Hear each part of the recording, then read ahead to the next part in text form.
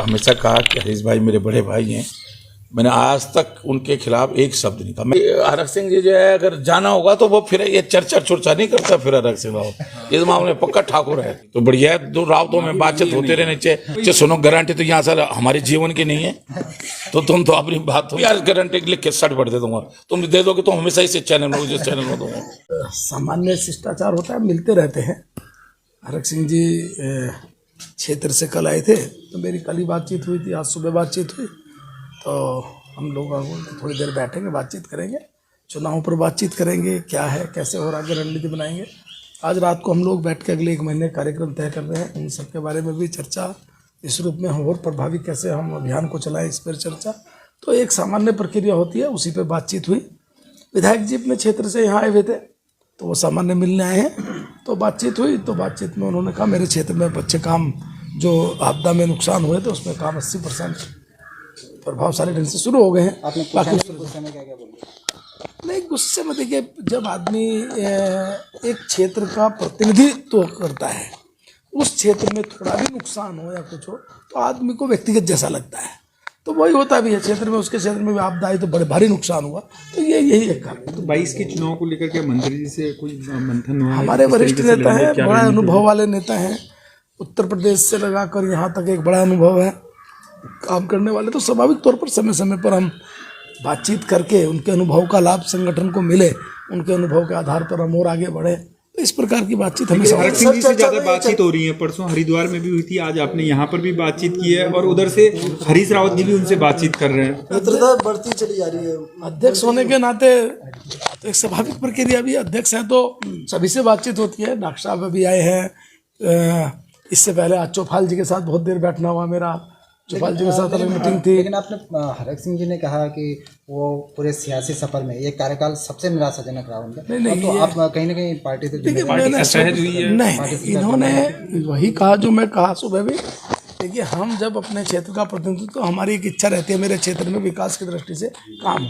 4 साल हो गए, एक मेडिकल कॉलेज की इनकी डिमांड पहले से चल रही थी, स्वीकृत भी हो गया था, फिर कुछ टेक्निकल दिक्कत आ गई। तो इस प्रकार जब नगर निगम बना था तब भी कई चीज़ों की घोषणाएं हुई थी, फिर वो वन विभाग के कारण थोड़ी अटक गई हैं। तो इस कारण से उन्होंने कहा कि मैं जो अपने क्षेत्र के लिए और ज़्यादा करना, क्या बहुत क्या, और द्वारा आप देखेंगे प्रदेश की 17 विधानसभा में ऐसी विधानसभा जहाँ विकास की दृष्टि से बहुत भारी मात्रा में काम हुए।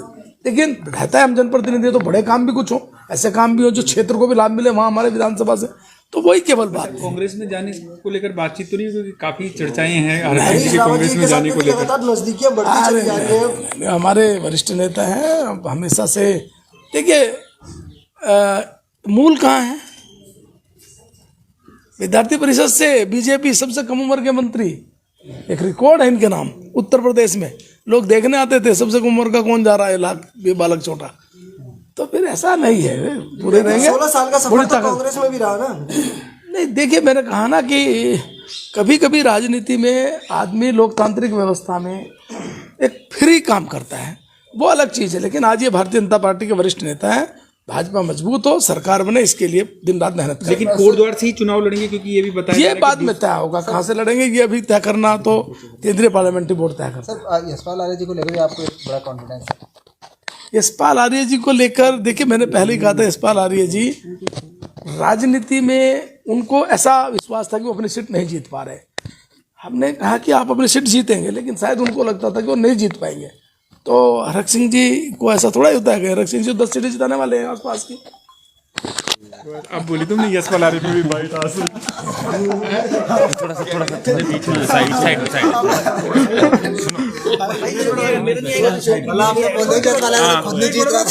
नहीं, यशपाल आर्य जी ने कहा, यशपाल आर्य जी ने कहा शायद अपनी सीट से वो नहीं जीत पाएंगे। ऐसा नहीं कहा मैंने। अध्यक्ष जी से मुलाकात हुई है, लगातार जिस तरीके की चर्चाएं चल रही थी, क्या कुछ वार्ता हुई आपकी? आज माननीय मदन कौशिक जी से, प्रदेश अध्यक्ष जी से मेरी बातचीत हुई है। और क्योंकि मेरी अक्सर बातचीत होती है, जब हम मंत्री थे तब भी बातचीत होती, लगातार हम लोग बैठते रहते थे और बहुत सारे विषयों पर, प्रदेश के विकास के मुद्दों पर हम तब भी बहुत चर्चा करते थे। अब वो जब प्रदेश अध्यक्ष हैं तब भी हमारे संबंध। और मैं एक चीज़ कहना चाहता हूँ, जब मैं कांग्रेस में मंत्री था, जब मैं विपक्ष का नेता था, वो मंत्री थे, और जब मैं पिछली सरकार में मंत्री था, वो भाजपा से विधायक थे, तो मेरे बहुत ही व्यक्तिगत संबंध उनके साथ हमेशा से रहे हैं। और इधर तो क्योंकि दोनों लोग हम साथ साथ मंत्री रहे, तो 4 साल हम लोगों ने बहुत सारे विषय पर उनकी और मेरी ट्यूनिंग कई बार कुछ मुद्दों पर कैबिनेट में भी और कैबिनेट के बाहर भी हमेशा एक जैसी रहती थी। और बहुत सारे मुद्दों पर जो जनता के से मुद्दे जो हम महसूस करते थे कि इस मुद्दे पे ये निर्णय होना चाहिए, तो वो मुझे सपोर्ट करते थे और कई बार मेरी बात मैं उनकी बात को सपोर्ट करता था। तो हम लोग इधर क्योंकि 2022 में चुनाव में जाना है, तो इसको लेकर हमारी और उनकी काफ़ी चीज़ें बातचीत हुई है कि प्रदेश में कैसे भाजपा की सरकार है, हर सीट पर किस तरह की परिस्थितियाँ रहेंगी। तो इन सबको चीज़ों को लेकर एक सामान्य रूप से चर्चा हुई है। और क्योंकि अब चुनाव का समय है, तो कोई भी सामान्य रूप से 2 कार्यकर्ता, आम आदमी भी जब जो राजनीति में दूर दूर तक जिसका कोई रिश्ता नहीं है, अगर आप दुकान में भी कहीं जाओगे तो वो कपड़ा बेचते हुए भी आपको राजनीतिक चर्चा करते हुए मिलेगा। क्योंकि जब चुनाव का माहौल होता है तो जब आम आदमी चुनाव की बात करता है, तो हम लोग अगर आपस में मिलेंगे तो निश्चित रूप से चुनाव की बात करेंगे।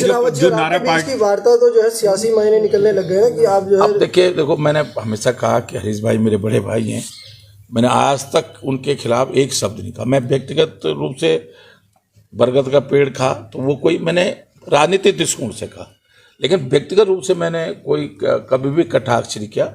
और मैं सोचता हूँ कि हमारा छोटा सा प्रदेश है, इस प्रदेश में स्वस्थ राजनीति होनी चाहिए। इसमें हम जब चुनाव में जाएंगे तो एक दूसरे के खिलाफ भाषण दें, लेकिन व्यक्तिगत आरोप नहीं लगने चाहिए। तो लेकिन सरकार तो आपने गिराने का काम किया ना उनकी व्यक्तिगत आरोप। मैंने कहा था कि मेरी उस समय देखो कोई मैंने क्या कहा, जब आप देखिए आप लोगों ने मेरी बात को जो है ट्विस्ट किया। मैंने कहा भाई मैं हरीश भाई के खिलाफ अब कुछ नहीं बोलना चाह रहा हूँ। अब मेरी बात को इसको आपने जो हरीश भाई ने माफ़ी मांगने की बात की थी उसको और इसको दोनों को जोड़कर आपने स्टोरी चला दी कि अब मैं आप लोगों से हाथ जोड़ के विनती कर रहा हूँ। फिर आप ये मत कह दीजिए कि अब मीडिया से माफ़ी मांग ली राहुल जी ने, कि हाथ जोड़ के विनती कर रहा हूँ। जो मैं सोचता हूँ जितनी बात कही जाए वो हमारे भले आप हम सब हमारे शुभचिंतक हो तो उतना ही चलाया करो जिससे हमारा थोड़ा बुरा ना हो और अच्छा हो, समाज में अच्छा। आप लोगों के बीच ये भी बातचीत हुई होगी कि कौशिक जी ने पूछा होगा कि भाई ऐसी चर्चाएं चल रही हैं कि कांग्रेस में कुछ हुई है? नहीं, उन्हें मालूम है कि हरक सिंह जी जो है अगर जाना होगा तो वो फिर ये चर्चा नहीं करता। फिर हरक सिंह राव इस मामले में पक्का ठाकुर है वो तो मैंने कह दिया भाई सबसे, और वो भी जानते हैं कि जब अगर कोई बात होगी तो मैं बात बता दूंगा कि भैया मैं ऐसा निर्णय लेने वाला हूँ। मेरे अमित शाह जी से बात हुई है, मेरे नड्डा जी से बात हुई है, दुष्यंत गौतम जी से बात हुई है, मेरी कल धामी जी से बात हुई है, आज अध्यक्ष जी से बात हुई है। और मैं देखिए इस तरह अभी कोई किसी तरह कोई चर्चा नहीं है कि मैं पार्टी छोड़ रहा हूँ। मैं तो कभी कभी खुद सोच रहा हूँ कि मैं तो माननीय नड्डा जी से भी कहा कि भाई ये बात कहाँ से आ रही है, मेरे खुद समझ में नहीं आ रहा है कि बात कहाँ से आ रही है। कि अब माना हरीश भाई मुझको फोन करेंगे, मैं बात नहीं करूँगा क्या? आप मुझे बताओ ना कि नहीं करना चाहिए था मुझे। मैं आपसे एक सवाल करूँगा, नहीं मैं कह रहा हूँ कि हरीश भाई अगर माना हरीश भाई मुझे किसी समस्या को लोग फोन करें तो क्या मैं हरीश भाई का नाम सुनते फोन काट दूं क्या?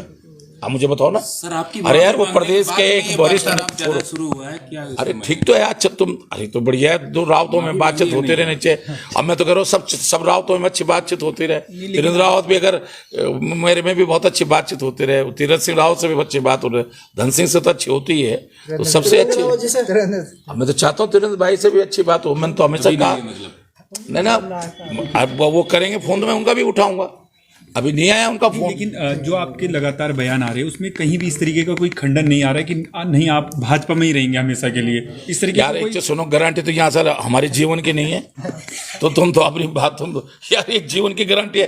अच्छा मुझे तो बता दे तुम इस बात के लिख, मैं भी यार गारंटी लिख के सर्ट भर दे दूंगा, तुम दे दोगे तो हमेशा इस चैनल में जिस चैनल में दूंगा किसी की याद क्या लिखा हुआ। लेकिन फिलहाल जो है कोई इस तरह नहीं है, हम सब लोग मिलकर जो है भाजपा की सरकार कैसे आए इस मकसद को लेकर हम काम कर रहे हैं। और एक एक दिन हम एक एक घंटा एक एक मिनट हम इस मुद्दे को लेकर आपस में चर्चा कर रहे हैं। ठीक है थैंक यू। सर इधर लिखवा के ले लो, आप अभी बोला भी लिख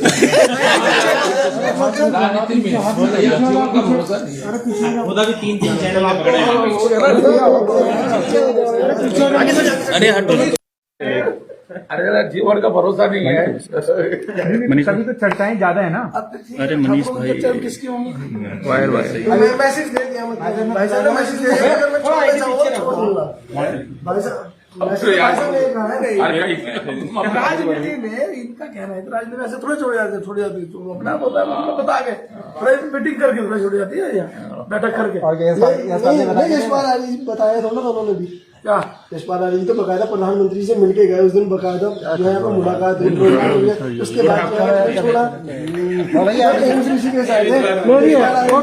उन्होंने उस समय भी कहा कि मैं साथ में हूँ, लेकिन उन्होंने कहा जब मैं जाऊंगा तो बता दूंगा।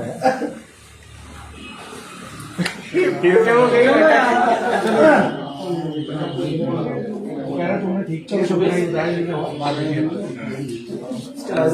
है